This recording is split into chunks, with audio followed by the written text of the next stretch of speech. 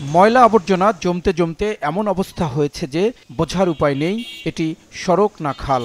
এখানেই উত্তর সিটির পরিচ্ছন্ন কর্মীরা সনাতনী পদ্ধতিতে চেষ্টা করছেন ময়লা পরিষ্কারের। এর আগে এই খালে একাধিকবার পরিচ্ছন্নতা অভিযান চালানো হলেও কোনো কাজে আসেনি, এমনকি বন্ধ হয়নি ময়লা আবর্জনা ফেলাও। কে কার জন্য কি করবে? এই যে বিল্ডিংগুলো দেখতেছেন, এই দেখছেন, এই যে ফেলাই, দেখছেন এই যে ফেলাই, যে যেভাবে পারতাছে সে সেভাবে পটলাইন না, আবার এই যে ময়লা সেই ময়লাই।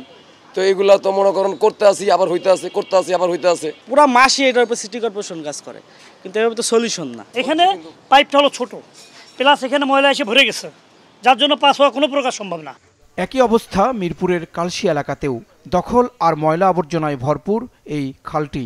পরিষ্কারও করা হয় মাঝে মধ্যে, কিন্তু দখলদারদের হাত থেকে উদ্ধার করে পুরো পানির প্রবাহ ফিরিয়ে আনার যে কাজ করার কথা ছিল তার কিছুই হয়নি কয়েক বছরে। আমাদের ভিতরে অনেক খারাপ লোক আছে, যার জন্য ড্রেনগুলো অতি সহজেই ময়লায় ভরে যায়, যার জন্য বৃষ্টি হইলে পানিটা সহজেই নামতে পারে। ওই পরিষ্কারের কোনো দাম নেই, পানি যদি না নামতে পারে পরিষ্কার দিয়ে কি লাভ? অনেকটা ওই পানির উপরে পাতলা যে আবরণ পরে ওই দুধের সরসরানোর মতো অবস্থা হচ্ছে, নিচে যে ময়লা জমে আছে সেটার পরিষ্কারের কোনো খবর নেই। 4 দিন 5 দিন বৃষ্টি হতো, অনবরত বৃষ্টি হতো, কিন্তু আমরা পানি দেখতাম না। আজকে 25-26 বছর যাবো যখন খালটা উদ্বোধন করলো, পাকা করলো, তারপর থেকে আমরা অনেক খুব ভোগান্তির মধ্যে আছি। একটু বৃষ্টি হলে, আধা ঘন্টা অঝরে বৃষ্টি হলে আমাদের দোকানে পানি, বাসার পানি, সর্বদিক দিয়ে এলাকা প্লাবিত হয়ে যায়। ওয়াসার কাছ থেকে খাল বুঝে পাওয়ার পর পেরিয়ে গেছে প্রায় 3.5 বছর। এই কয়েক বছরে ময়লা আবর্জনা পরিষ্কার আর লক্ষ্যহীনভাবে উচ্ছেদ কার্যক্রম পরিচালনার মধ্যেই সীমাবদ্ধ ছিল উত্তর সিটি, বলছে ঢাকার খাল ও নদী নিয়ে কাজ করার প্রতিষ্ঠান river and delta research centre. যেই খালগুলোর দায়িত্ব নেওয়ার জন্য এত মুখ ফুটে ওনারা বললেন, সেই খালগুলোর কি করলেন? আগে সেই অ্যাকাউন্টেবিলিটিটা আনা দরকার এবং সেই স্বচ্ছতা আমাদের জানা দরকার।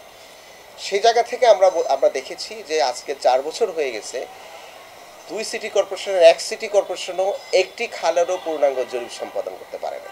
কিছুদিন পর পর এক্সকাভেটর নিয়ে গিয়ে একটি অ্যাডহক উচ্ছেদ চালানো হয়।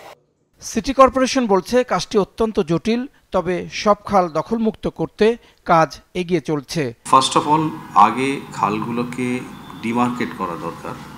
এই ডিমার্কেট করার জন্য আমরা প্রজেক্ট নিয়েছি, বাংলাদেশ সেনাবাহিনীর মাধ্যমে এই প্রজেক্ট বাস্তবায়িত হচ্ছে।